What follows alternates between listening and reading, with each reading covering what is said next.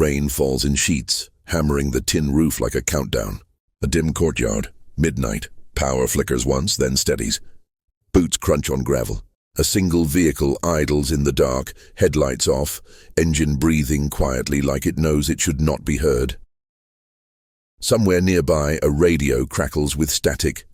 A dog barks, then stops suddenly. A man stands under a broken light pole, rain soaking through his uniform. His face is calm, but his eyes are watching everything. He lifts his wrist, checks the time. 2 minutes late. From the shadows, 3 soldiers approach, rifles slung low. Their movements are disciplined, too disciplined. One of them subtly shifts his grip when he notices the man under the light. The man doesn't move. A distant siren wails far across the city, swallowed by rain. The soldiers stop 5 meters away. "Sir," one of them says, voice tight. The man steps forward into the light. Rain runs down his face like blood. "Which one of you," he asks quietly, "was told this was a routine security drill?" No one answers. Thunder rolls. Somewhere behind them, unseen, cameras are recording everything. This was never a drill, and by the end of the night, only one of them would still be standing beside him. Before we go any further, take a moment. If you're watching this late at night or early morning from New York, Texas, California, London, Lagos, or anywhere in the world, comment below where you're watching from. These stories travel farther than borders. If you believe stories about courage, truth, and leadership still matter, tap like, subscribe, and stay with us. This one unfolds slowly, and it matters. Months earlier, long before the rain and the test and the silence, Ibrahim Traoré was not a powerful man. He did not sit in marble offices or command television cameras. He did not give speeches that echoed through history yet. He was a mid-ranking military officer with a clean record and an inconvenient habit. He asked questions. The kind of questions that made rooms go quiet. The kind of questions that made superiors smile politely and changed that the capital city looked calm during the day. Wide avenues, flags, convoys gliding past vendors and traffic. But at night, the city changed. At night, deals were made. Traoré learned that lesson early. It started with a file that didn't add up. A procurement document, routine on the surface, fuel allocation for border patrol units, numbers neat, signatures correct. But the fuel never arrived. Soldiers on the frontier began siphoning from civilian trucks just to keep generators running. Patrols were shortened. Radios went dark at night. Traoré noticed because he visited without warning. He stood in the dust with junior soldiers who hadn't slept properly in weeks. He listened more than he spoke. "Sir," one of them said quietly, eyes scanning the horizon, "they say the fuel was delivered. On paper." On paper. Back in the capital, Traoré asked his... The man laughed softly, patted him on the shoulder. "You're young," he said. "You'll learn. Don't dig too deep. You'll only find dirt." That night, Traoré couldn't sleep. Rain tapped against his window. Somewhere in the city, music played faintly. He stared at the ceiling and thought about soldiers standing in the dark with empty tanks and loaded rifles. He thought about paper. He started keeping his own files.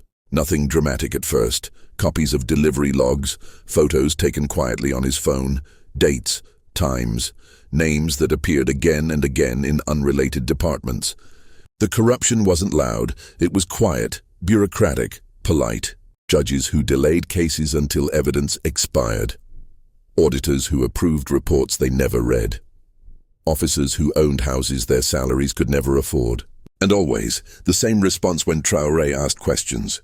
"Careful, be patient. This is bigger than you." The moral conflict inside the military wasn't shouted in barracks. It was whispered in hallways. Some officers believed stability mattered more than truth. Others believed survival required silence. Traoré believed something else entirely, that if the military lost its moral spine, the country would follow. He didn't say that out loud, not yet. Then came the threat. A folded note slipped under his office door. No name. "Stop looking." No punctuation, no explanation. That same week, his assigned driver was quietly replaced. His phone began dropping calls. A junior clerk he had spoken to 2 days earlier was suddenly transferred to a remote post. Traoré understood the message. He was being watched. That was when he decided to test his security team.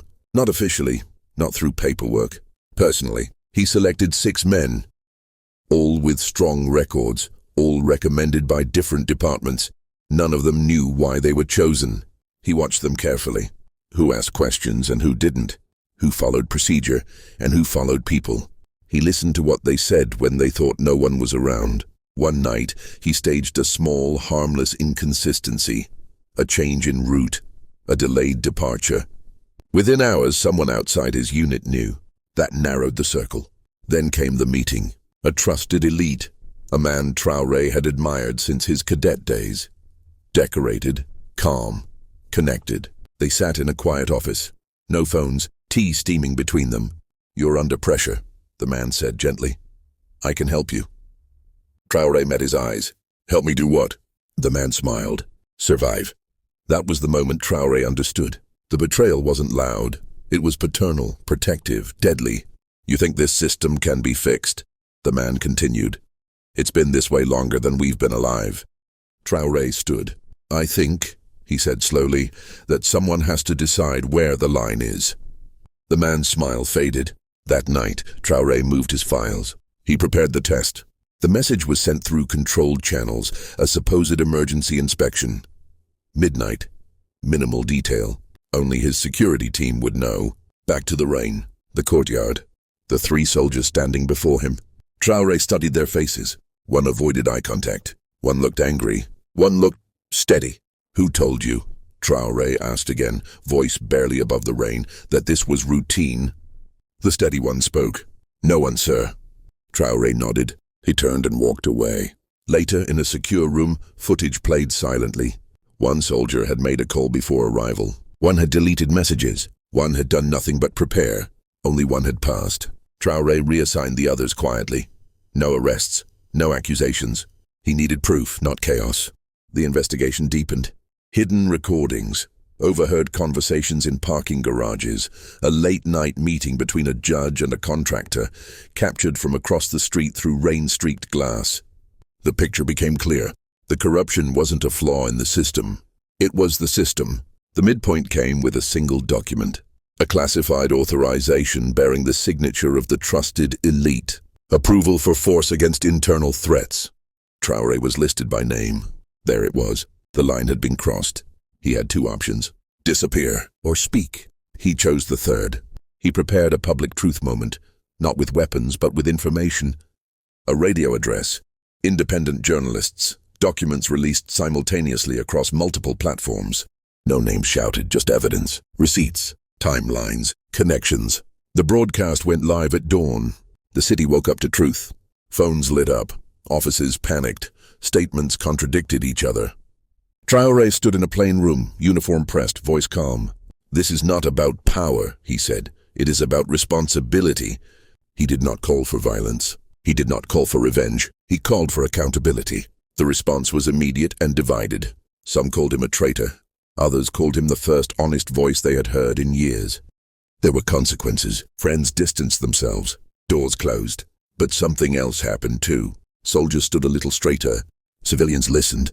The system trembled, not because it was attacked, but because it was exposed. In the end, Traoré did not become powerful overnight. He became something more dangerous to corruption. Credible. The final scene is quiet. No rain this time. Morning light over the city. Traoré walks past a group of young soldiers. One of them, the one who passed the test, meets his eyes and nods. No words, just understanding. Leadership, after all, isn't about command. It's about example. And sometimes, history doesn't begin with a speech. It begins with a question no one else is brave enough to ask. If this story made you think about power, truth, or courage, share it with someone who needs to hear it. Subscribe for more. Subscribe for more cinematic investigative stories like this. And remember, systems don't change themselves. The broadcast ended without music. No dramatic sting, no raised fist. Just silence for several seconds. The red light on the radio console stayed on, glowing like an exposed nerve. Then it went dark. Traoré didn't move. He sat there, hands folded, listening, not to the studio but to the city beyond it. Even through thick walls he could feel the shift, the pause before reaction. The moment when a system realizes it has been seen. A producer finally spoke, voice low. "They're already calling." Traoré nodded once. He stood, adjusted his uniform, and walked out without escort. Outside, the sun was climbing, pale, unforgiving. The city looked the same as it had the day before. Vendors setting up stalls, traffic inching forward, a woman sweeping dust from her doorway. But beneath the routine, something had cracked. Inside government buildings, phones rang unanswered. Meetings were cancelled, then hastily rescheduled. Judges who had slept peacefully for years woke up with the uneasy feeling that their names might be spoken aloud next. Within the military, the reaction was sharper. An emergency council was called. Senior officers gathered behind closed doors. Some were furious, some were afraid. A few, very few, were relieved. "He broke protocol," one general snapped. "He broke silence," another corrected. Those two things had always been confused. Orders were drafted to detain Traoré for his own protection. The language was careful, sanitized, the kind that pretends restraint while preparing a cage. But the order stalled. Too many eyes were watching now. International observers requested clarification. Journalists demanded comment. Civil society groups, quiet for years, found their voices. And within the ranks, something unexpected happened. Soldiers began asking questions. Not loudly, not in formation, but in the same quiet way Traoré had. Why were patrols underfunded? Why did promotions skip certain names? Why did discipline always fall downward? That kind of questioning is contagious and terrifying to those who rely on obedience without respect. Traoré was summoned 3 days later, not arrested. Invited. The room was large, air-conditioned, deliberately neutral. A long table, flags, water bottles untouched. Across from him sat men who had shaped policy since before he wore a uniform. The trusted elite was there too. They did not look at each other. "You've put us in a difficult position," one of them said. Traoré waited.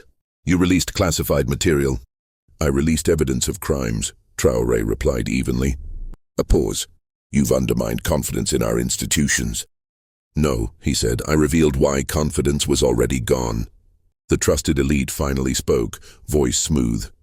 "You think the public cares about nuance? You think this ends well?" Traoré met his gaze. "I think it ends honestly." A slow erasure, and for a while it worked. He was reassigned. Desk duty, no command, no access. Friends stopped calling. Invitations dried up. At night he walked alone. But the truth has a strange property. Once released, it doesn't belong to its source anymore. Documents he leaked were mirrored, analyzed, expanded. Journalists connected dots he never had time to follow. Whistleblowers, emboldened by his example, came forward with their own pieces of the puzzle. A judge resigned. A contractor fled. An audit, once symbolic, became real. The system tried to absorb the shock, to rebrand, to sacrifice smaller figures and declare reform complete. But the fracture had gone too deep. Inside the military academies, Traoré's name began to circulate, not officially, but as a reference point. He didn't look away. He didn't run. Young officers watched closely. They noticed something else too. Despite everything, Traoré never called for insubordination, never urged violence, never positioned himself as a savior. That restraint mattered. It meant his story couldn't be dismissed as ambition. It was something far more dangerous to corruption, principle. Months passed. The country remained tense but intact. No collapse, no coup, just pressure, relentless moral pressure. Then came the vote. A restructuring bill, long stalled, was suddenly back on the floor. Oversight provisions strengthened. Military procurement placed under independent review.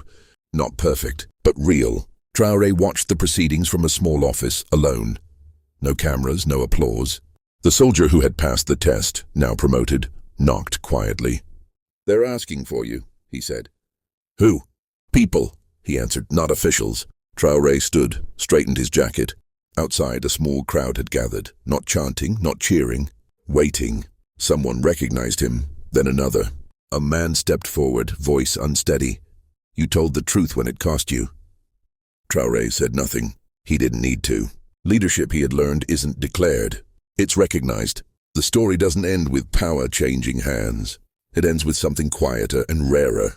A precedent. Proof that one person without tanks or titles can force a system to look at itself. And once a system has seen its reflection, it can never fully unsee it. If you stayed to the end, thank you. Stories like this aren't about heroes, they're about choices. If you believe truth still matters, share this story. Subscribe for more grounded cinematic narratives about leadership, ethics, and courage. And ask yourself the question Traoré asked first. Where is the line and who decides when it's been crossed?